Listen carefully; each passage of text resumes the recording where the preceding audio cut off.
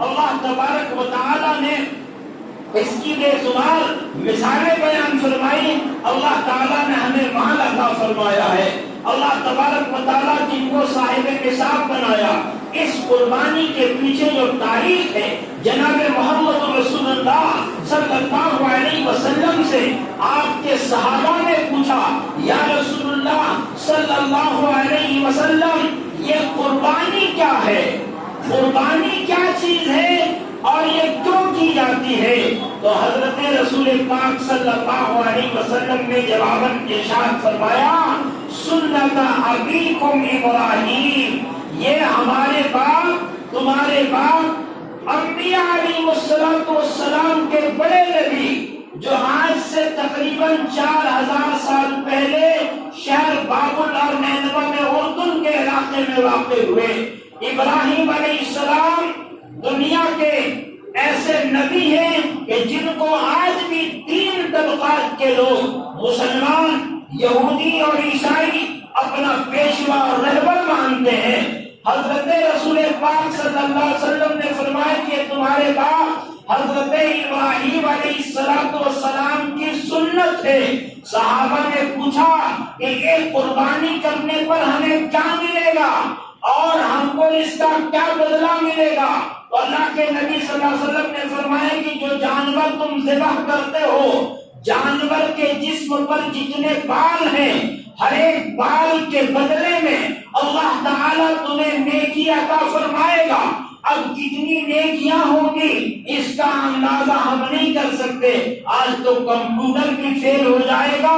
جانوروں کے جسم پر اس کے کھال پر جو بال ہیں اس بال کے گننے میں اللہ کیسی عطا کرنے والا ہے. تو اللہ تبارک و تعالی اس ہر ایک جانور کے ہر ایک بال کے بدلے میں آپ کو قربانی کرنے والے کو نیکی عطا فرمائے گا. اور فرمایا رسول پاک صلی اللہ علیہ وسلم نے ایام قربانی میں قربانی کے جو دن ہیں وہ 10 ذی الحجہ، 11 اور 12 ذی الحجۃ الحرام کو 3 دن تک آپ قربانی کر سکتے ہیں، جانور ذبح کر سکتے ہیں.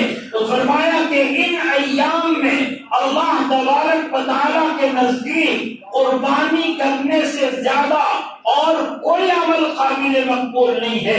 اللہ تعالیٰ ان عملوں کے علاوہ دوسرے عمل کو اتنا پسند نہیں کرتا جتنا پسند ان ایام میں قربانی کرنا، جانور ذبح کرنا اور اس کا خون بہانا اللہ کے نزدیک محبوب ہے.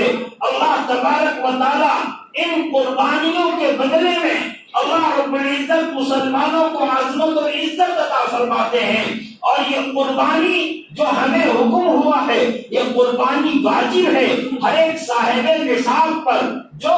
جو لوگ زکات نکالتے ہیں، جو لوگ فطرے دیتے ہیں، زکات نکالنے کے لیے شرط ہے کہ اس پر سال گزر جائے اور فطرہ دینے کے لیے رمضان کا مہینہ عید آنے سے پہلے اسے فطرہ دینا ہے. لیکن قربانی کرنے کے لیے مال پر سال گزرنا شرط نہیں ہے، بلکہ کوئی آدمی 12 ذی الحجۃ الحرام کی اصل تک اگر وہ صاحب نصاب ہو جاتا ہے، یعنی اس کے پاس اتنا مال آ جاتا ہے کہ اس کی ضرورت اصلیہ سے زیادہ وہ جو جتنا مال پر نصاب صاحب نصاب کہلا سکتا ہے، اگر اس مال پر سال گزر جائے تو اس پر زکات واجب ہو، زکات فرض ہو جائے، تو ایسے مسلمان پر اپنی طرف سے قربانی کرنا واجب ہے.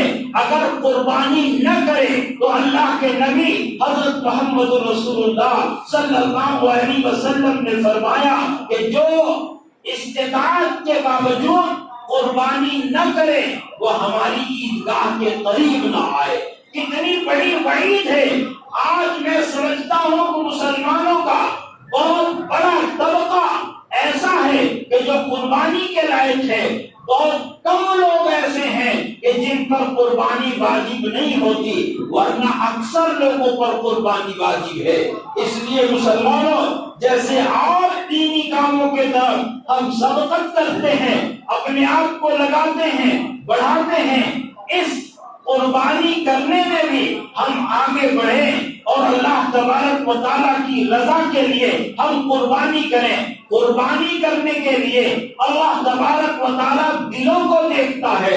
قرآن نے کہا لن ینال اللہ لحومها ولا دماؤها ولکن ینالہ التقوی منکم، کہ اللہ کے نزدیک اللہ تبارک و تعالیٰ کو نہ تمہاری قربانی کا گوشت پہنچتا ہے، نہ قربانی کا خون پہنچتا ہے، بلکہ تمہارے دلوں میں جو تقویٰ ہے، تمہارا جو ارادہ ہے، تمہاری جو نیت ہے، یہ نیت ہی پہنچتی ہے، تقویٰ ہی پہنچتا ہے کہ تم کس ارادے سے قربانی کر رہے ہو۔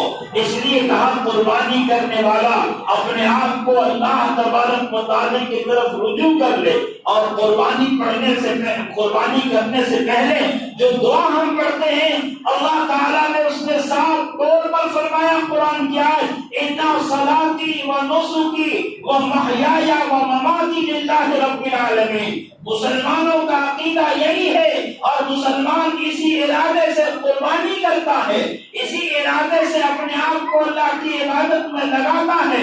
بے شک اے پروردگار اِنَّ صَلَاتِي، میری نماز اور میری قربانی اور میری زندگی اور میری موت سے مولا سب تیرے لیے ہے، ہم تو اللہ کے طرف سے ہے، اللہ تبارک و تعالیٰ ہی کے لیے تمام چیزیں ہم ادا کرتے ہیں، قربان کرتے ہیں۔ اس لیے قربانی کرنے کے وقت جو دعائیں ہم پڑھتے ہیں بزبان حال ہم یہ کہتے ہیں کہ کل آپ نے اپنے خلیل حضرت ابراہیم علیہ السلام سے کہا تھا کہ تم اپنے بیٹے کی قربانی میری راہ میں پیش کرو، تو جس طرح سے ابراہیم خلیل اللہ نے اپنے بیٹے کی گردن پر چھری رکھ دی تھی، گرچہ مولا تو نے اس کے بدلے میں میرے کی قربانی دلوا دی، اور تو نے تمام امت کو، امت محمدیہ کو یا ملت ابراہیمی کو یہ حکم دیا کہ ان مہینوں میں ذی الحجہ کی 10 تاریخ کو، 11 تاریخ کو، 12 تاریخ کو تم جانور قربان کرو میرے راستے میں، میرے لیے جانور قربان کرو۔ تو ہم جانور قربان کر رہے ہیں، اگر آپ کا کل حکم ہوگا اور تیرے دین پہ آنچ آئے گی اور تیرے اسلام کو خطرہ پہنچے گا، ہم مسلمان ہیں اور ہم ایمان والے ہیں،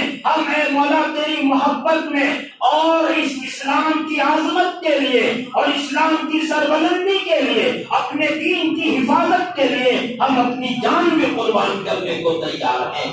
یہ نیت اور اس ارادے کے ساتھ ایک مومن قربانی کرتا ہے۔ حالانکہ قربانی کر کے کیا کرتا ہے؟ کیا ہے؟ اللہ کی طرف سے تحفہ ہے، اللہ کی طرف سے ہدیہ ہے، اللہ کی طرف سے عطیہ ہے کہ قربانی ہم خود کرتے ہیں اور اس کا استعمال بھی ہم کرتے ہیں۔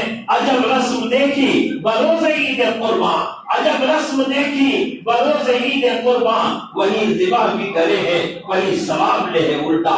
اس لیے میرے بزرگوں، اللہ کی طرف سے یہ انعام اور عطا ہے، ہم اپنے نیتوں کو، اپنے دلوں کو درست کر کے اللہ کے واسطے اللہ کی راہ میں قربان کرنے والے بنے، اور یہ جو ایام ہیں ان ایام کی قدر کرنے والے بنے۔